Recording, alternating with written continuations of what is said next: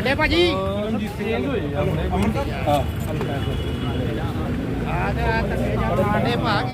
ਅੱਜ ਅਸੀਂ ਇੱਥੇ ਬੱਸਾਂ ਦੀ ਚੈਕਿੰਗ ਕਰ ਰਹੇ ਸਾਂ ਤੇ ਜਿਹੜੇ ਟਰਾਂਸਪੋਰਟਰ ਨੇ ਉਹ ਕਹਿੰਦੇ ਵੀ ਅਸੀਂ ਮਹੀਨਾ ਦੇ ਕੇ ਬੱਸਾਂ ਚਲਾਉਣੇ, ਟੈਕਸ ਨਹੀਂ ਅਸੀਂ ਅਦਾ ਕਰਦੇ।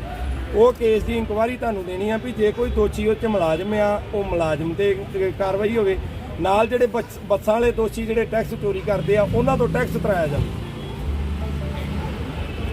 ਸਾਰੇ ਗੱਡੀਆਂ ਬੰਦ ਕੀਤੀਆਂ ਜਾ ਰਹੀਆਂ ਸਰ। ਕਿੰਨੀਆਂ ਬੱਸਾਂ 'ਚ ਬੰਦ ਕੀਤੀਆਂ ਗਈਆਂ ਜੀ? ਅੱਜ ਲਗਭਗ 15 ਤੋਂ 20 ਬੱਸਾਂ ਜਿਹੜੀਆਂ ਉਹ ਬੰਦ ਕੀਤੀਆਂ ਜਿਨ੍ਹਾਂ ਨੇ ਟੈਕਸ ਚੋਰੀ ਕੀਤਾ। ਹੁਣ ਅਸੀਂ ਇੱਥੇ ਆਏ ਆ ਅੰਮ੍ਰਿਤਸਰ ਦੇ ਵਿੱਚ, ਜਿੱਥੇ ਆ ਕੇ ਟਰਾਂਸਪੋਰਟਰ ਕਹਿ ਰਿਹਾ ਵੀ ਅਸੀਂ ਇੱਥੇ ਰਿਸ਼ਵਤ ਦੇ ਕੇ ਪਿਛਲੇ 20 ਸਾਲਾਂ ਤੋਂ ਚਲਾ ਰਹੇ ਤੇ ਟੈਕਸ ਦੇ ਹੀ ਨਹੀਂ ਰਹੇ, ਤੇ ਫਿਰ ਕਿੱਥੋਂ ਰੈਵਨਿਊ ਆਊਗਾ, ਕਿੱਥੋਂ ਸਾਡੀ ਜਿਹੜੀ ਟਰਾਂਸਪੋਰਟ ਉਹ ਵਧੂਗੀ? ਜਿਹੜਾ ਟਰਾਂਸਪੋਰਟ ਮਾਫੀਆ ਇਹੋ ਹੀ ਟਰਾਂਸਪੋਰਟ ਮਾਫੀਆ, ਹੋਰ ਕਿਹੜਾ ਟਰਾਂਸਪੋਰਟ ਮਾਫੀਆ? ਕਿ ਤੁਸੀਂ ਕਿਹੜੇ ਮੁਲਾਜ਼ਮ ਦਾ ਨਾਂ ਲੈ ਰਹੇ ਜੇ? ਇੱਕ ਮਿੰਟ, ਤੇ ਕਿਹੜੀ ਪੋਸਟ ਤੇ ਜੇ ਤੁਸੀਂ? ਮੈਂ ਡਰਾਈਵਰ ਹਾਂ ਸਰ, ਆਰਟੀਐਮ ਡਰਾਈਵਰ ਨਹੀਂ, ਤੁਸੀਂ ਕਿਹੜੇ ਮਹਿਕਮੇ ਜੀ? ਮੈਂ ਪੰਜਾਬ ਪੁਲਿਸ ਦੇ ਵਿੱਚ ਕਿਹੜੇ ਰੈਂਕ ਤੇ? ਏਐਸਆਈ। ਏਐਸਆਈ ਤੁਸੀਂ ਡੈਪੂਟੇਸ਼ਨ ਤੇ ਆਏ ਜੇ? ਇਹ ਇਸ ਰਮਨ ਕੁਮਾਰ ਦਾ ਨਾਮ ਲਿਆ ਜਾ ਰਿਹਾ। ਜਿੰਨੇ ਵੀ ਇੱਥੇ ਟਰਾਂਸਪੋਰਟਰ ਉਹਨਾਂ ਨੂੰ ਕਿਹਾ ਜਾ ਰਿਹਾ ਕਿ ਇਹ ਸਾਡੇ ਤੋਂ ਪਿਛਲੇ 5 ਸਾਲ ਰਿਸ਼ਵਤ ਲੈ ਕੇ ਤੇ ਸਾਡੀਆਂ ਟੈਕਸ ਚੋਰੀ ਗੱਡੀਆਂ ਚਲਵਾਉਂਦਾ ਰਿਹਾ, ਅਸੀਂ ਟੈਕਸ ਨਹੀਂ ਤਾਰਦੇ ਰਹੇ। ਜੋ ਵੀ ਦੋਸ਼ੀ ਪਾਇਆ ਗਿਆ, ਪਹਿਲਾਂ ਤੇ ਜਿਨ੍ਹਾਂ ਨੇ ਟੈਕਸ ਚੋਰੀ ਕੀਤਾ ਉਹਨਾਂ ਨੂੰ ਹਦਾਇਤ ਹੈ ਕਿ ਉਹ ਟੈਕਸ ਤਾਰਨ ਸਾਰੇ ਦਾ ਸਾਰਾ, ਤੇ ਜੇ ਮੁਲਾਜ਼ਮ ਦੋਸ਼ੀ ਪਾਇਆ ਗਿਆ ਇਹਦੀ ਵਿਜੀਲੈਂਸ ਇਨਕੁਆਇਰੀ ਹੋਵੇਗੀ, ਇਹਦੀ ਜਾਇਦਾਦ ਦੀ ਜਿੰਨੀ ਵੀ ਜਾਇਦਾਦ ਬਣੀ ਹੋਵੇਗੀ ਉਹਦੀ ਵੀ ਇਨਕੁਆਇਰੀ ਹੋਵੇਗੀ, ਤੇ ਜੇ ਵਾਕਈ ਆਮਦਨ ਵੱਧ ਇਹਦੀ ਜਾਇਦਾਦ ਬਣੀ ਹੋਵੇਗੀ ਤੇ ਇਹਦੀ ਜਾਇਦਾਦ ਕੁਰਕ ਹੋਵੇਗੀ। ਇਹ ਪਹਿਲੀ ਸਰਕਾਰ ਨਹੀਂ ਕਿ ਜਿਹੜਾ ਦੋਸ਼ੀ ਉਹ ਬਾਜੇਗਾ ਪੈਸੇ ਦੇ ਕੇ ਨਿਕਲ ਜਾਏਗਾ। ਇਹ ਵੇਖੋ, ਜੇ ਅਸੀਂ ਅੱਧੀ ਰਾਤ ਤੁਰੇ ਫਿਰਦੇ, ਸਾਨੂੰ ਪੰਜਾਬ ਦੇ ਲੋਕਾਂ ਨੇ ਆਸ ਨਾਲ ਵੋਟ ਪਾਈ ਆ ਕਿ ਸਿਸਟਮ ਚੇਂਜ ਹੋਵੇ। ਜਿਹੜਾ ਵੀ ਮੰਤਰੀ ਬਣਦਾ ਰਿਹਾ, ਐਮਐਲਏ ਬਣਦਾ ਰਿਹਾ, ਉਹਨੇ ਮਹੀਨੇ ਪੱਤੀਆਂ ਸੈੱਟ ਕੀਤੀਆਂ ਇਹਨਾਂ ਰਵਾਇਤੀ ਪਾਰਟੀਆਂ ਵਾਲੇ ਨੇ। ਜੇ ਅਕਾਲੀ ਦਲ ਦੀ ਸਰਕਾਰ ਬਣੀ, ਉਹਨਾਂ ਨੇ ਆ ਕੇ ਲੁੱਟਣਾ ਸ਼ੁਰੂ ਕਰਤਾ। ਜੇ ਪਿਛਲੀ ਕਾਂਗਰਸ ਦੀ ਸਰਕਾਰ ਆਈ, ਸਿਰਫ ਪਬਲਿਸਿਟੀ ਕਰਦੇ ਰਹੇ, ਕਿਸੇ ਨੂੰ ਕੋਈ ਹੱਕ ਨਹੀਂ ਦਿਵਾਇਆ ਗਿਆ। ਸਾਡੀ ਜਿਹੜੀ ਟਰਾਂਸਪੋਰਟ ਆ ਉਹਨੂੰ ਦਿਨੋਂ ਦਿਨ ਲੁੱਟਣ ਤੇ ਕੁੱਟਣ ਵਾਲੇ ਧਿਆਨ ਕੀਤਾ ਇਹਨਾਂ ਨੇ। ਆਹ ਵੇਖਿਓ, ਹੁਣੇ ਕਾਰਵਾਈਆਂ ਹੋਣਗੀਆਂ, ਸਭ ਕੁਝ ਹੋਏਗਾ, ਵਿਜੀਲੈਂਸ ਨੂੰ ਇਨਕੁਆਇਰੀ ਦੇਵਾਂਗੇ ਤੇ ਇੱਕ ਜਿੰਨੀਆਂ ਬੱਸਾਂ ਟੈਕਸ ਚੋਰੀ ਵਾਲੀਆਂ ਸਾਰਿਆਂ ਤੇ ਕਾਰਵਾਈ ਹੋਏਗੀ, ਨਹੀਂ ਤੇ ਸਵੇਰ ਤੋਂ ਇਹ ਆਪਦੇ ਟੈਕਸ ਤਾਰਦੇ ਨੇ। ਇਹਨਾਂ ਨੂੰ ਚੇਤਾਵਨੀਆਂ, ਜਿੰਨੀਆਂ ਵੀ ਬੱਸਾਂ, ਕਿਸੇ ਨੂੰ ਨਹੀਂ ਬਖਸ਼ਿਆ ਜਾਵੇਗਾ। ਚੋਰ ਮੋਰੀਆਂ ਬੰਦ ਹੋਣਗੀਆਂ। ਅੱਜ ਜੇ ਅੰਮ੍ਰਿਤਸਰ ਸ਼ਹਿਰ ਦੇ ਵਿੱਚ ਚੈਕਿੰਗ ਹੋਈ ਆ ਤੇ ਕੱਲ ਨੂੰ ਬਠਿੰਡੇ, ਪਟਿਆਲੇ, ਸਾਰੇ ਸ਼ਹਿਰਾਂ ਦੇ ਵਿੱਚ ਚੈਕਿੰਗ ਕਰਾਂਗੇ। ਭਾਵੇਂ ਬੱਸਾਂ ਹੁਣ ਸਾਬਕਾ ਮੁੱਖ ਮੰਤਰੀ ਦੀਆਂ, ਸਾਬਕਾ ਮੰਤਰੀ ਦੀਆਂ, ਸਾਬਕਾ ਐਮਐਲਏ ਦੀਆਂ, ਕਿਉਂਕਿ ਇਹਨਾਂ ਦੀਆਂ ਸਰਕਾਰਾਂ ਰਹੀਆਂ, ਇਹਨਾਂ ਆਪੇ ਕਾਨੂੰਨ ਬਣਾਏ, ਆਪੇ ਆਪਦੇ ਹੱਕ 'ਚ ਕਾਨੂੰਨ ਬਣਾ ਲਏ। ਉਹ ਕਾਨੂੰਨ ਹੈ, ਇਮਾਨਦਾਰ ਸਰਕਾਰ ਬਣੀ ਹੈ ਸ਼੍ਰੀ ਅਰਵਿੰਦ ਕੇਜਰੀਵਾਲ ਜੀ ਦੀ ਅਗਵਾਈ ਦੇ ਵਿੱਚ, ਸਰਦਾਰ ਭਗਵੰਤ ਸਿੰਘ ਮਾਨ ਜੀ ਦੀ ਅਗਵਾਈ ਦੇ ਵਿੱਚ ਇਮਾਨਦਾਰ ਸਰਕਾਰ ਹੈ। ਤੇ ਜਿਹੜੇ ਪਿਛਲੇ ਕਾਨੂੰਨ ਆ ਨਾ, ਜਿਹੜੇ ਛਿੱਕੇ ਤੇ ਟੰਗ ਕੇ ਕਾਨੂੰਨਾਂ ਨੂੰ ਤੇ ਦੁਰਵਰਤੋਂ ਕਰਦੇ ਰਹੇ, ਉਹ ਸਾਰਾ ਕੁਝ ਬੰਦ ਹੋਵੇਗਾ। ਅਸੀਂ ਅੱਜ ਐਕਟੀਵਿਟੀ ਕਰਕੇ ਵਿਖਾਈਏ ਤੇ ਕੱਲ ਤੋਂ ਹੋਰ ਤੇਜ਼ ਕਰਾਂਗੇ। ਜਿਹੜੀ ਵੇਖੋ ਕਿੱਥੋਂ ਪੈਸੇ ਆਉਣੇ ਆ, ਜਦੋਂ ਲੁੱਟ ਖੋਹ ਰਹੀ, ਕੁਝ ਮੁਲਾਜ਼ਮ ਲੜ ਕੇ ਕਰ ਰਹੇ ਆ।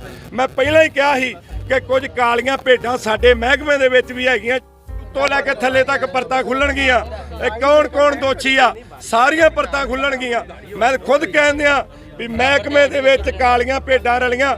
ਅੱਜ ਪਹਿਲੇ ਦਿਨ ਹੀ ਚੈੱਕ ਕਰਨਾ ਆ ਤੇ ਰੌਲਾ ਪੈ ਗਿਆ।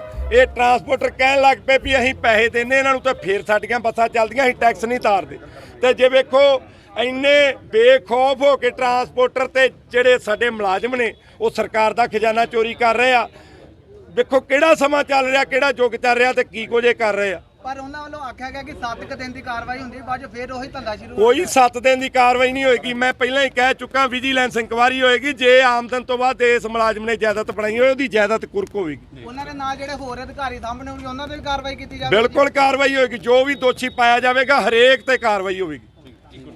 ਹਾਂਜੀ ਬਾਬਾ ਜੀ, ਅੱਜ ਮੰਤਰੀ ਸਾਹਿਬ ਬੱਸਾਂ ਦੀ ਚੈਕਿੰਗ ਕਰਨਾ ਕੀ ਬੱਸਾਂ ਦੀ ਮੰਤਰੀ ਸਾਹਿਬ ਚੈਕਿੰਗ ਕਰਨ ਆਏ ਨੇ।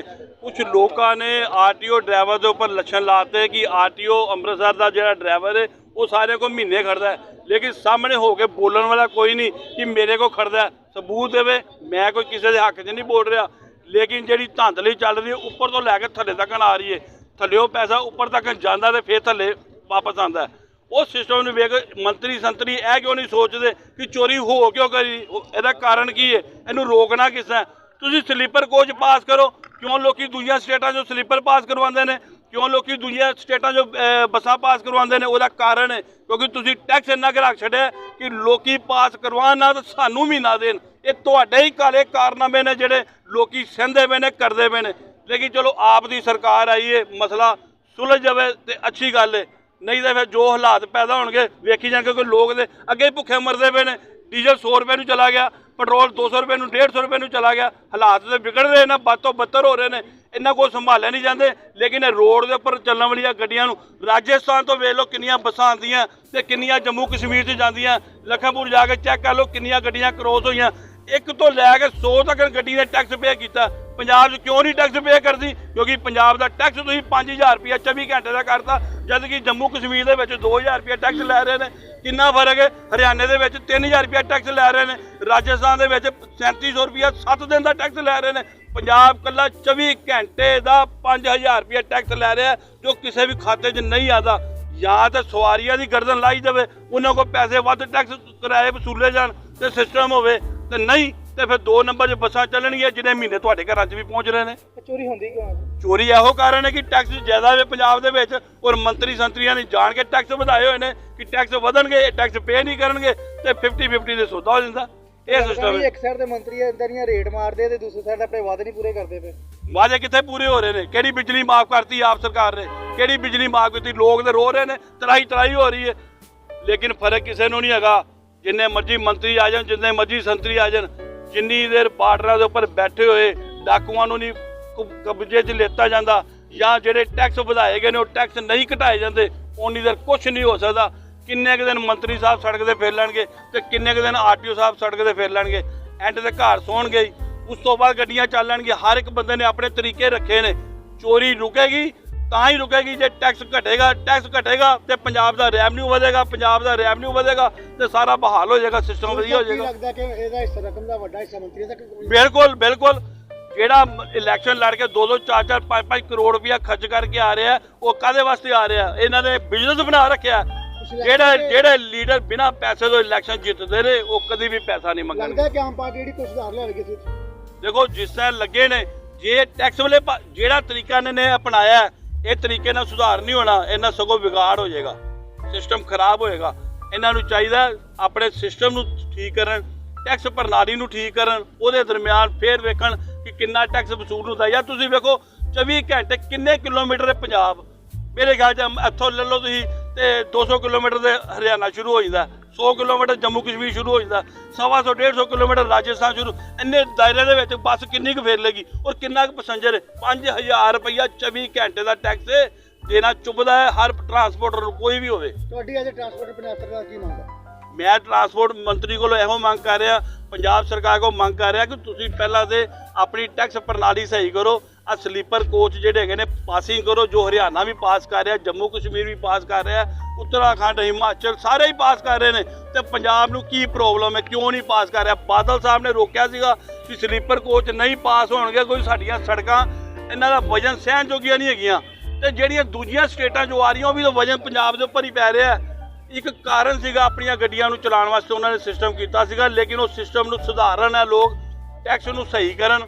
5000 ਵਾਲਾ ਟੈਕਸ ਨੂੰ 2000 ਰੁਪਏ ਤੇ ਲੈ ਗਿਆ ਤੇ ਦੇਖਣ ਕਿੰਨਾ ਟੈਕਸ ਵਸੂਲ ਹੁੰਦਾ, ਰੈਵਨਿਊ ਆਪਣੇ ਆਪ ਠੀਕ ਹੋ ਜਾਏਗਾ।